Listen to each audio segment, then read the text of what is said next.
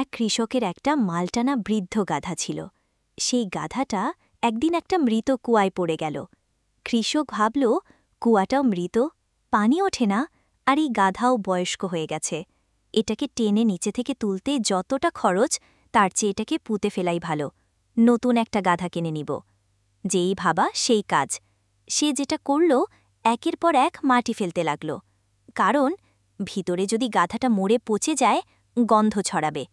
তার চেয়ে কুয়াটা পুঁতে দেওয়া যায়, তাহলে আর সমস্যা হবে না।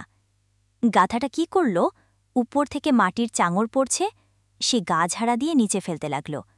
একের পর এক সে মাটির উপর ভর করে উপরে উঠে আসে এবং যতক্ষণে কুয়াটা ভরে গেল, সে মাটির উপর ভর দিয়ে উপরে উঠে এল। আপনার জীবনেও কি এমন মনে হয়েছে যে আশেপাশে মানুষের আপনাকে পুঁতে ফেলছে? বা মানুষ না, জীবন এমন একের পর এক ঘটনা ঘটছে যে আপনি তলানিতে চলে যাচ্ছেন? আপনিও কিন্তু এই গাধাটার মতোই গা ছাড়া দিয়ে উপরে উঠতে পারেন। যেই মাটি খুঁড়ে মারা হচ্ছে, সেই মাটিই কিন্তু উপরে উঠে আসার টিকে থাকার রসদ কিন্তু জোগাতে পারেন।